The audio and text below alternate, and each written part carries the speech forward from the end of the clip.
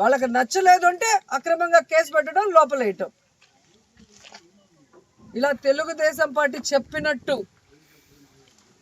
ఈరోజు చేస్తున్నారు కాబట్టి పోలీస్ వ్యవస్థ ఎంత దిగజారిపోయిందో మొన్న కేంద్రం ఇచ్చిన ర్యాంకింగ్లో మీరే చూశారు. 36th ప్లేస్కి వచ్చింది. దీనికి చంద్రబాబు నాయుడు, హోంమంత్రి అనిత గారు సిగ్గుపడాలి. ఈ పోలీస్ వ్యవస్థ సిగ్గుపడాలి. ఏంట్రా మనం ఇలా అయిపోయాం, భారతదేశంలో అందరూ మనం చూసి నవ్వుకుంటారన్న ఆలోచన వాళ్ళకి రావాలి. ఇంకా ఘోరమైంది ఏంటంటే ఎమర్జెన్సీ రెస్పాన్స్ అని ఉంటుంది. ఆ ఎమర్జెన్సీ రెస్పాన్స్ అయితే చిట్ట చివరి స్థానానికి ఆంధ్రప్రదేశ్ వచ్చింది అంటే ఇక ఈ పోలీసులు వాళ్ళు ఎందుకు ఏదైనా నీళ్ళ లేని బాయిలో దూకచ్చు. రాష్ట్ర పరువుని సర్వనాశనం చేశారు. రాష్ట్ర ప్రజలతో ఓట్లు వేయించుకున్నామని చెప్పి తీయగా అబద్ధాలు చెప్పి వాళ్ళకి వెల్ఫేర్ చేయకుండా వాళ్ళని మోసం చేసేసారు. తీరా ఏం చేశారే అంటే సంపద సృష్టిస్తామంటూ అప్పులు సృష్టిస్తున్నారు. ఈరోజు మంగళవారం నాకు తెలిసి ఈరోజు మళ్ళీ 6,000 కోట్లు అప్పు చేస్తున్నారు. సో ఈ రోజుతో కలిపి 3 లక్షల కోట్ల పైగా అప్పులు చేసావు. ఏమిచ్చావు? జనాలకు చెప్పిన వెల్ఫేర్ ఏమైనా చేస్తున్నావా? జగన్మోహన్ గారు ఇచ్చింది ప్రతిదీ ఇస్తూ ఎక్స్ట్రాగా చేస్తాను సూపర్ 6 అన్నావు. జగన్ గారు ఇచ్చింది మొత్తం తీసేసావు. నువ్వు ఇచ్చిన సూపర్ 6లో ఏం చేసావు? మరి ఈ డబ్బులంతా ఎక్కడికి పోతున్నాయి? ఇన్ని లక్షల కోట్లు అప్పు చేస్తున్నావు.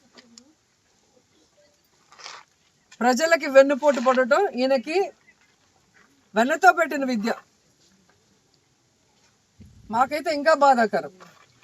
రాయలసీమ లిఫ్ట్ ఇరిగేషన్ని మొన్న చూసాం మనం. రేవంత్ రెడ్డి గారు అసెంబ్లీలో మాట్లాడేది చూస్తే చంద్రబాబు కంటే ఎవరైనా రాయలసీమ ద్రోహి ఉన్నారా?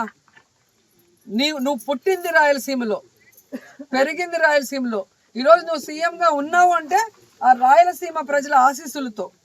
అలాంటి రాయలసీమకి వెన్నుపోటు పొడవాలన్న ఆలోచన నీకు ఎలా వచ్చిందని నాకు అర్థం కావట్లేదు.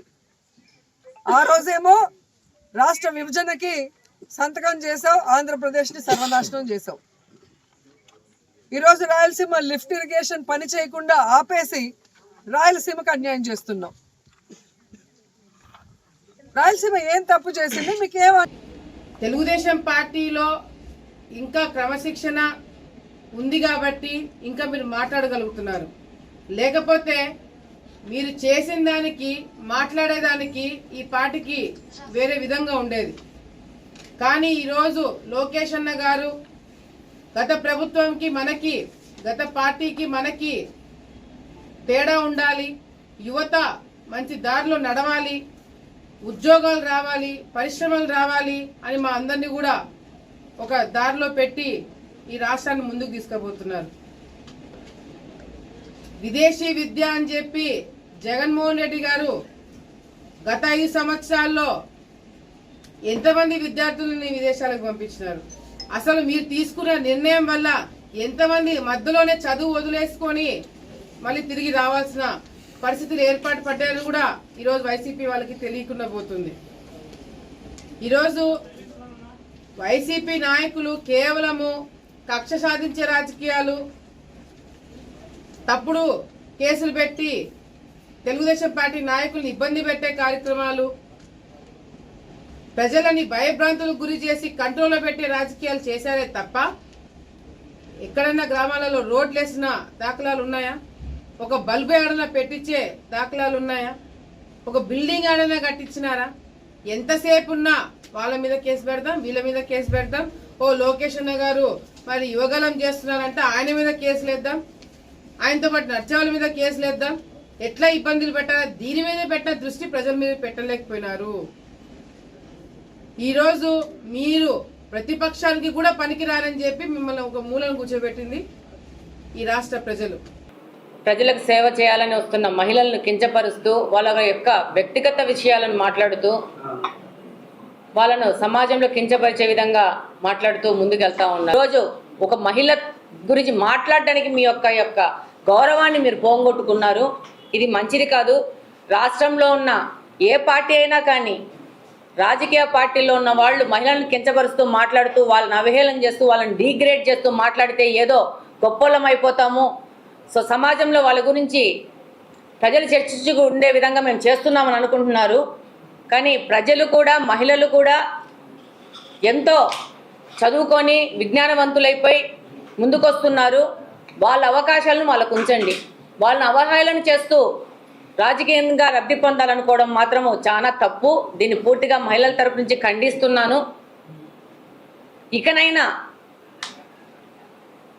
ఆ పార్టీకి సంబంధించిన నాయకులు ఒక ఆదేశం చేసి మహిళల గురించి మాట్లాడకూడదు. ఏదన్నా ఉంటే రాజకీయ సిద్ధంగానే ఉంది. ఎవడు పడితే వాడు వచ్చి రోడ్ల మీదకి వచ్చి కత్తులు పట్టుకొని తిరుగుతామంటే చూస్తూ ఊరుకోవడానికి ఈరోజు మీరు కాదు, ఇక్కడ ఉన్నది సిబిఎన్. మళ్ళీ చెప్తున్నా, ఇక్కడ ఉన్నది చంద్రబాబు నాయుడు గారు. ఎట్టి పరిస్థితుల్లోని లా అండ్ ఆర్డర్ విషయంలో రాజీ పడే ప్రసక్తి లేదు. ఈ రోజుకి కూడా మేము చాలా ధైర్యంగా చెప్తున్నాం. క్రైమ్ రేట్ కూడా 4% మేము తగ్గింది. ఈరోజు మేము చేస్తున్న ప్రతి ఒక పక్క నుంచి అభివృద్ధి, ఒక పక్క నుంచి సంక్షేమం చేస్తూనే లా అండ్ ఆర్డర్ విషయంలోని కూడా ఫర్మ్గా ఉన్నాం. కాబట్టి ఈరోజు ఆంధ్రప్రదేశ్ని చూసి, చంద్రబాబు నాయుడు గారిని చూసి ఈరోజు అనేకమైన పరిశ్రమలు ముందుకు వస్తున్నాయి, పెట్టుబడులు పెట్టడానికి ముందుకు వస్తున్నారు, అనేకమైన ఉద్యోగావకాశాలు వస్తున్నాయి, గూగుల్ లాంటి డేటా సెంటర్లు వస్తున్నాయి. ఇవన్నీ వస్తుంటే చూసి ఓర్వలేక నీ రౌడీయిజంతో, నీ రౌడీ మోకలతో ప్రజల్ని భయభ్రాంతులకు గురి చేయడానికి ప్రయత్నం చేస్తే మేము చూస్తూ ఊరుకోవాలా? ఒక్కసారి ప్రజలు కూడా ఆలోచన చేసుకోవాలి. ఇంతకుముందు ఇదే రకంగా ఉన్మాదాలు చేసి అధికారంలోకి వచ్చి బాబాయ్ హత్యను అడ్డం పెట్టుకొని, బాబాయిని హత్య చేయించి దాన్ని అడ్డం పెట్టుకొని అధికారంలోకి వచ్చి ఎంతమంది ప్రాణాలని తీశారో మీకు కూడా తెలుసు. ఎన్ని ఉన్మాదాలు చేశారో మీకు కూడా తెలుసు. ఎంత అవినీతి చేశారో మీకు కూడా తెలుసు.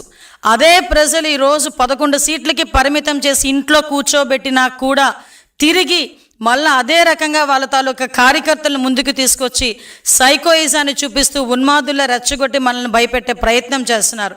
మేము ఒకటే చెప్తున్నాం, ఈరోజు భయపెడితే భయపడిపోవడానికి మేము ఎక్కడ ప్రజలు కూడా ఎవరు కూడా సిద్ధంగా లేరు. మేము ఒకటే మళ్ళీ చాలా క్లియర్గా చెప్తున్నాం. ఇష్టానుసారంగా చేస్తాము, ఎలా పడితే అలా ముందుకు వస్తాము, కత్తులు పట్టుకొని తిరుగుతామంటే కనుక చూస్తూ ఊరుకునే ప్రసక్తి లేదు. మా పోలీసులు ఫర్మ్గా ఉన్నారు, డిపార్ట్మెంట్ ఫర్మ్గా ఉంది.